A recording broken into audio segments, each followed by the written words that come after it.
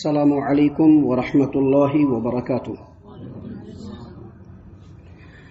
اعوذ باللہ السمیع العلیم من الشیطان الرجیم من حمزہ ونفخہ ونفثہ۔ بسم اللہ الرحمن الرحیم۔ یا ایھا الناس ضرب مثل فاستمعوا له ان الذین تدعون من دون اللہ لن یخلقوا ذبابا ولو اجتمعوا له وإن يسلبهم الذباب شيئا لا يستنقذوه منه ضعف الطالب والمطلوب ما قدر الله حق قدره ان الله لقوي عزيز۔ الحمدللہ آج ہم لوگ چوتھے رمضان میں داخل ہو چکے ہیں اور چوتھا روزہ ہم لوگوں نے رکھ لیا ہے۔ ہم اللہ سے دعا کرتے ہیں کہ اللہ تبارک و تعالیٰ نیکیوں کے کام میں ہم لوگوں کو توفیق کے ساتھ ساتھ مزید طاقت و قوت بھی عطا فرمائے اور پورے رمضان اللہ تبارک و تعالیٰ صحت و تندرستی کے ساتھ اللہ تبارک و تعالیٰ کے خیر و برکات کو اپنے دامن میں سمیٹ لینے کی بھی توفیق عطا فرمائے، آمین۔ محترم سامعین کرام، ابھی آپ کے سامنے سورۃ الحج سورہ نمبر 22 آیت نمبر 73-74 یعنی 73 اور 74 یہ دو آیات آپ کے سامنے تلاوت کی گئی۔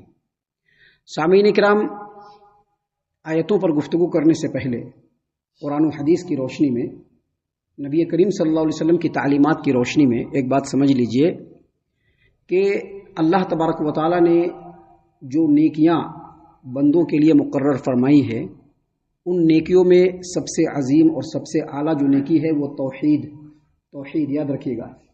توحید ایسی نیکی ہے کہ اگر وہ نیکی انسان کے پاس ہے تبھی اس کے دوسری نیکیاں قابل قبول ہوں گی۔ کل جو آپ کے سامنے درس پیش کیا گیا تھا اس میں اسی توحید کے بارے میں بیان کیا گیا تھا۔ اور جتنے بھی گناہ ہیں اس روئے زمین پر جس سے اللہ تبارک و تعالیٰ نے اپنے بندوں کو منع فرمایا ہے، ان تمام گناہوں میں سب سے بدترین اور سب سے جو گرا ہوا گناہ ہے وہ شرک ہے، یاد رکھیے گا۔ شرک سب سے گرا ہوا گناہ ہے، سب سے بدترین گناہ ہے۔ اللہ تبارک و تعالیٰ نے قرآن کریم میں جا بجا توحید کی عظمت کو، اس کی رفعت کو، اس کے عظمت کو اور وہ انسان کے لیے کتنا ضروری ہے اس کو اللہ تبارک و تعالیٰ نے مختلف اسلوب اور انداز میں بیان فرمایا۔ بالکل اسی طرح سے اللہ تبارک و تعالیٰ نے قرآن کریم کے اندر جا بجا شرک کتنا بدترین جرم ہے، کتنا بڑا جرم ہے، اللہ تبارک و تعالیٰ کی نظر میں کتنا گھناؤنا جرم ہے، اللہ تبارک و تعالیٰ نے قرآن کریم میں اور نبی کریم صلی اللہ علیہ وسلم نے اپنی تعلیمات میں اس بات کو جا بجا بیان فرمایا ہے کہ شرک بدترین جرم ہے، اور اگر کسی آدمی کے اندر شرک کی کوئی بھی قسم پائی جاتی ہے، اگر کسی انسان کے اندر شرک کی کوئی بھی قسم پائی جاتی ہے تو اس شرک کی موجودگی میں اس کا کوئی بھی نیک عمل رب کی بارگاہ میں قابل قبول نہیں ہوگا، یاد رکھیے گا۔ یہ جو دو آیات آپ کے سامنے تلاوت کی گئی، ان دو آیتوں میں سے جو پہلی آیت کریمہ ہے آیت نمبر 73، اس میں اللہ تبارک و تعالیٰ نے شرک کی قباحت کو، اس کے بودا پن کو اور یہ کتنا گھٹیا جرم ہے اس کو اللہ تبارک و تعالیٰ نے بیان فرمایا ہے۔ دیکھیے اللہ نے کیا فرمایا، یا ایھا الناس، کیا کہا اللہ تبارک و تعالیٰ نے؟ یا ایھا الناس۔ آپ قرآن کریم میں جا بجا دیکھیں گے اللہ تبارک و تعالیٰ نے یا ایھا الناس نہیں کہا ہے بلکہ یا ایھا الذین آمنوا کہا ہے، لیکن یہاں پر اللہ تبارک و تعالیٰ نے فرمایا یا ایھا الناس۔ کیوں؟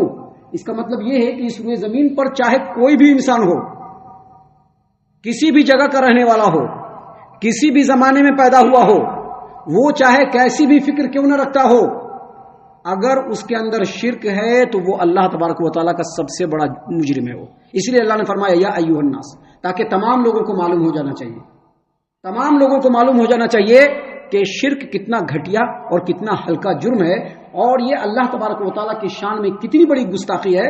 اللہ نے کہا یا ایھا الناس، لوگو، ضرب مثل فاستمعوا لہ، تمہارے لیے ایک مثال بیان کیا جا رہا ہے، کان لگا کر کے سنو۔ فاستمعوا لہ کا مطلب کیا ہے؟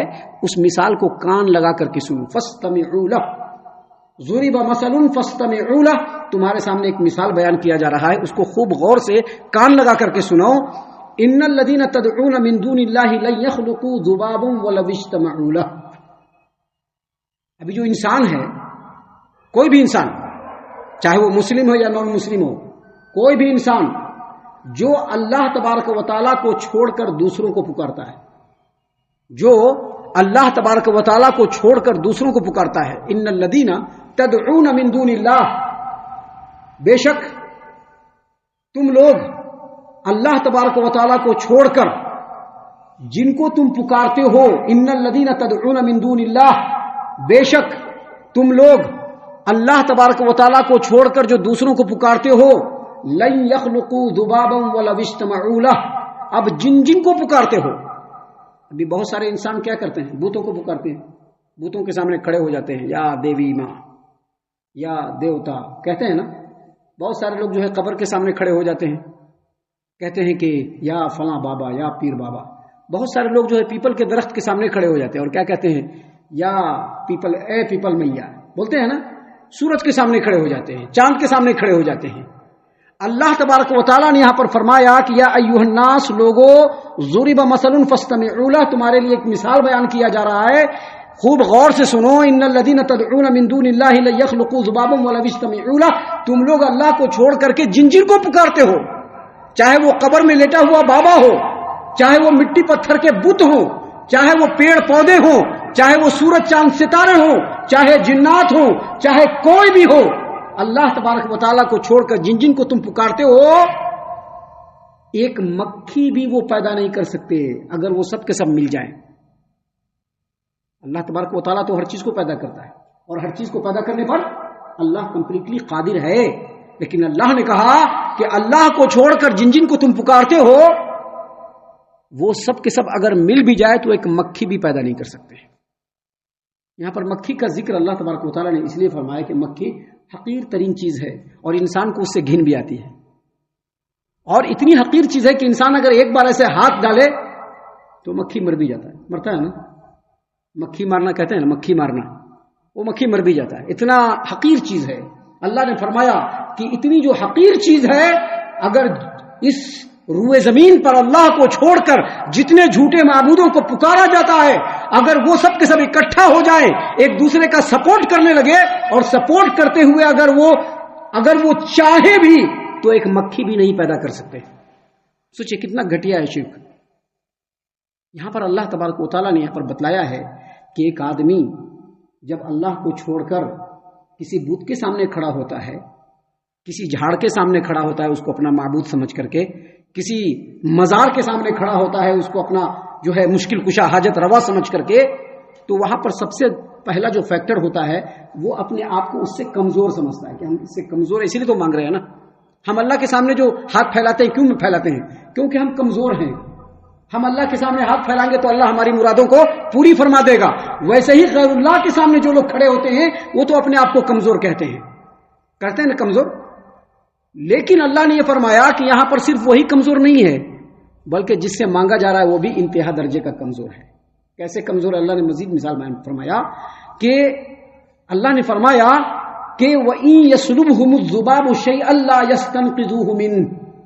یہ جو اللہ کو چھوڑ کر لوگ بتوں کے سامنے کھڑے ہوتے ہیں یا مزاروں کے سامنے کھڑے ہوتے ہیں، اور بتوں کے سامنے، مزاروں کے سامنے، یا پھر کسی بھی دوسری چیز کے سامنے جو چڑھاوا چڑھایا جاتا ہے، چڑھاتے ہیں نا، لڈو چڑھاتے ہیں، پیڑا چڑھاتے ہیں، مٹھائی چڑھاتے ہیں، فلاں چیز چڑھاتے ہیں. اللہ نے فرمایا کہ اگر ان چیزوں میں سے ایک حقیر مکھی کچھ حقیر چیز اگر لے کر کے بھاگے، اس کو بھی وہ روکنے کی طاقت نہیں رکھتے ہیں. ابھی دوسروں کو چھوڑ دیجئے، ہم لوگ جاندار ہیں. اگر ہمارے سامنے کوئی سامان پڑا ہو اور کوئی مکھی آئے اور اگر اس میں سے کوئی سامان لے کر کے بھاگے، ہم اس کو پکڑ سکتے ہیں؟ نہیں پکڑ سکتے ہیں. اللہ نے فرمایا کہ اتنے کمزور ہو. اللہ نے مزید آگے فرمایا وَإِن يَسْلُبْهُمُ الذُّبَابُ شَيْئًا لَّا يَسْتَنقِذُوهُ مِنْهُ. اگر مکھی ان کے سامنے سے کچھ لے کر کے ان کا بھاگے، لا يستنقذوه منه، تو اس چیز کو وہ بچا بھی نہیں سکتے. اللہ نے مزید کہا ضعف الطالب والمطلوب، جو مانگ رہا ہے وہ بھی کمزور اور جس سے مانگا جا رہا ہے وہ بھی کمزور. اسے کیا پتا چلا کہ شرک جو کرتا ہے انسان وہ انتہائی گھٹیا عمل ہے، کیونکہ اللہ کو چھوڑ کر کے جس بابا کو پکار رہا ہے وہ بابا تو اس کی بات سن بھی نہیں رہا ہے. اللہ کو چھوڑ کر کے جس بت کے سامنے وہ کھڑا ہو کر کے مانگ رہا ہے وہ بت تو کچھ سن بھی نہیں سکتا ہے. مکھی پیدا کرنا تو بہت دور کی بات، اگر اس کے سامنے کوئی چڑھا ہوا ہے اور اس میں سے مکھی کچھ لے کر کے بھاگے، وہ بت اور وہ مزار کا جو بابا پڑا ہوا ہے وہ اس کو بھی نہیں بچا سکتا ہے. اللہ نے فرمایا کہ مانگنے والا بھی کمزور اور جس سے مانگا جا رہا ہے وہ بھی کمزور. اس سے یہ پتہ چلا کہ اللہ تبارک و تعالیٰ جو عظیم الشان ہے، جس کے مقام مرتبے کو کوئی پہنچ نہیں سکتا، جس کی عظمت اور جلال بے مثل ہے، اس رب کے سامنے ایسے کمزور چیزوں کے سامنے، اس رب کے مقابلے میں ایسے کمزور چیزوں کے سامنے جو لوگ جھکتے ہیں، یہ کتنی گھٹیا بات ہے. اسی لیے اللہ تبارک و تعالیٰ نے فوراً آگے فرمایا ما قدر اللہ حق قدری.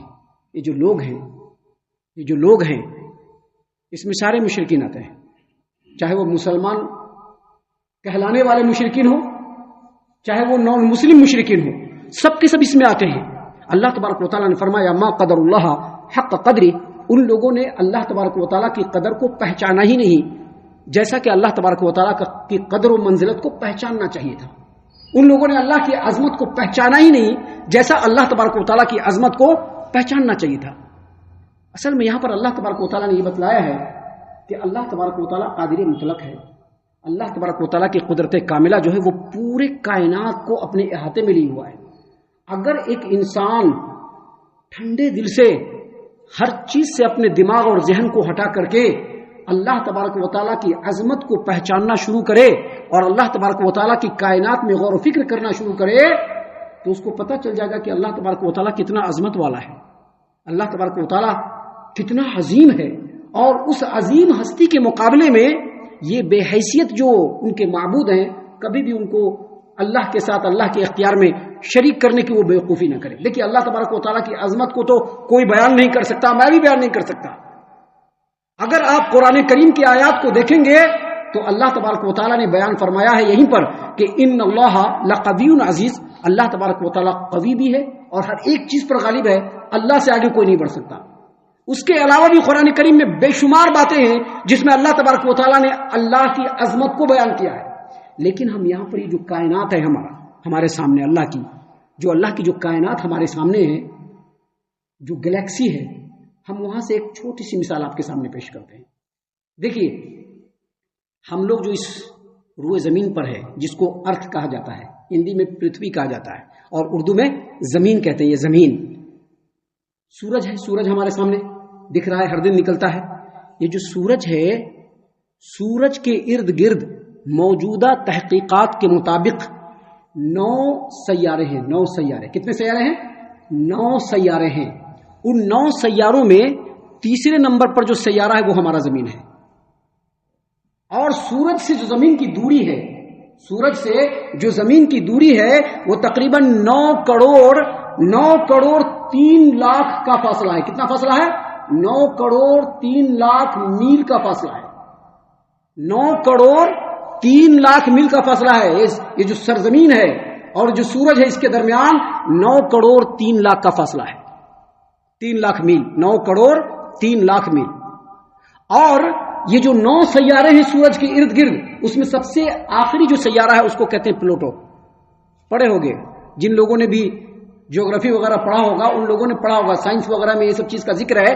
سب سے آخری سیارہ جو ہے وہ پلوٹو ہے اور اس کی جو دوری سورج سے ہے وہ 13 ارب 68 لاکھ میل دور. آپ سوچ لیجئے، سورج ہے، سورج کے گرد 9 سیارے ہیں جس میں تیسرے نمبر پر ہمارا زمین ہے اور زمین سے جو سورج کی جو دوری اور ڈسٹینشن ہے وہ 9 کروڑ 3 لاکھ میل سورج سے زمین کی دوری. اور اسی 9 سیاروں میں جو سب سے آخری سیارہ ہے پلوٹو، اس کی جو دوری ہے وہ 13 ارب 68 لاکھ میل دور. سوچئے کہ کتنی بڑی گیلیکسی ہے. سامعین کرام، محققین نے یہ بھی بیان کیا ہے کہ یہ جو ہمارا ایک سورج جو دکھتا ہے، یہ سورج اصل میں ستارہ یا ثابت ہے اور پورے گیلیکسی کے اندر اس طرح کے ہزاروں سورج موجود ہیں. صرف ایک سورج نہیں ہے بلکہ ہزاروں سورج موجود ہے. اور ہماری زمین سے تقریباً 14 کھرب میل دور 14 کھرب میل دور ایک ستارہ ہے جس کا نام بتایا گیا ہے الفا کنتورس. 14 کھرب میل دور ہے جو زمین سے اور سورج سے، ہماری زمین سے جو ہے 14 کھرب میل دور ہے. وہ بالکل ایک چمکتے ہوئے نقطے کی طرح دکھتا ہے اور پورے گیلیکسی کے اندر اس طرح کے ہزاروں سورج ہیں جو سورج ہمارے اس زمین کے سورج سے بہت بڑے ہیں. اس کے علاوہ حالانکہ اس کی اور ڈیٹیل ہے لیکن اس کا ایک دوسرا پہلو بھی ہے. یہ جو ہماری زمین ہے یہ سورج کے گرد گھومتی ہے. ابھی ایک چیز ایسے ہے سینٹر میں, اس کے گرد کوئی چیز گھوم رہا ہے. سورج کے گرد جو ہے ہماری زمین اور دوسرے سیارے بھی گھوم رہے ہیں. تو سورج کے گرد جو ہماری زمین گھوم رہی ہے اس کی جو رفتار ہے وہ 66,600 میل فی گھنٹہ کی رفتار پر آور. 66,600 میل پر آور. سوچئے, میل سمجھتے ہیں نا, کلومیٹر نہیں. کلومیٹر کا جو ترپل ہوتا ہے میل, 66,600 میل پر آور کی رفتار سے جو ہماری زمین ہے وہ سورج کے گرد گھوم رہی ہے. اور سورج کے اور ہماری زمین کے ساتھ ساتھ جو باقی 9 سیارے ہیں وہ بھی اسی رفتار سے گھوم رہے ہیں, کم و بیش اسی رفتار سے گھوم رہے ہیں. سارا نچ رہا ہے, لیکن اللہ تبارک و تعالیٰ نے ان تمام چیزوں کو اتنے مضبوط سسٹم میں باندھ کر کے رکھا ہے کہ نہ کوئی ایک دوسرے سے ٹکرا سکتا ہے, نہ کوئی اپنے ٹریک سے ہٹ سکتا ہے, اور نہ ہی کسی کے رفتار میں کمی ہو سکتی ہے. سوچیے کہ یہ جو چھوٹی سی مثال ہے اس سے آپ سمجھ سکتے ہیں کہ ہمارا رب کتنا عظیم ہے. اب جو ہمارا رب اتنا عظیم ہے, اتنا عظمت والا ہے, اتنا مقام و مرتبے والا ہے, اب اس کے تصرف میں, اس کے اختیار میں ایسے بے حیثیت جس کی کوئی حیثیت نہیں, ایسے لوگوں کو اللہ کے ساتھ شریک ٹھہرانا کوئی کمپیریزن ہے؟ کوئی کمپیئر نہیں ہے. لیکن اس کے باوجود انسان کیا کرتا ہے, اللہ تبارک و تعالیٰ کو چھوڑ کر غیر اللہ کے سامنے جھکتا ہے. اللہ نے اسی بات کو یہاں پر بیان فرمایا ہے کہ جتنا انسان اللہ تبارک و تعالیٰ کی کائنات میں غور کرے گا, اللہ تبارک و تعالیٰ کی نشانیوں کو ڈھونڈنے اور تلاشنے اور اس پر غور و فکر کرنے کی کوشش کرے گا, اس کے دل میں اللہ کی عظمت بڑھے گی اور وہ شرک سے دور ہوتا چلا جائے گا. اللہ نے اسی لیے فرمایا کہ ما قدر اللہ حق قدری, ان لوگوں نے اللہ تبارک و تعالیٰ کی قدر و منزلت کو اس طرح سے نہیں پہچانا جیسا پہچاننا چاہیے تھا. مطلب یہ ہے کہ غور کرنا ہے کہ ہمارا رب کتنا عظیم ہے, اس کے لیے قرآن کی آیتوں میں غور کرنا ہے, اس کے لیے اللہ تبارک و تعالیٰ کی کائنات میں غور کرنا ہے, اس کائنات کو چلانے کا جو رب کا سسٹم ہے اس میں غور کرنا ہے. جتنا انسان غور کرے گا اللہ کی عظمت کو پہچانتا جائے گا اور شرک سے دور ہوتا چلا جائے گا. اس لیے اللہ نے آگے کہا ان اللہ لقوی عزیز, بے شک اللہ تبارک و تعالیٰ بڑا طاقتور ہے اور تمام چیزوں پر غالب ہے. اللہ تبارک و تعالیٰ کے اوپر کوئی نہیں, اللہ ہر چیز کے اوپر غالب ہے. ہم اللہ سے دعا کرتے ہیں کہ اللہ تعالی ہم تمام کو ان باتوں کے اوپر خوب غور و فکر اور تدبر کرنے کے ساتھ ساتھ ان باتوں پر عمل کرنے کی بھی توفیق عنایت فرمائے, آمین. اللہ تعالی ہم تمام کو صحیح معنوں میں پکا سچا مومن مسلمان بنائے, اللہ اور اس کے رسول صلی اللہ علیہ وسلم کی اطاعت و فرما برداری کرنے والا بنائے, صحابہ کرام رضی اللہ عنہم کے طریقے پر چلنے والا بنائے, جنت الفردوس میں جگہ عطا فرمائے.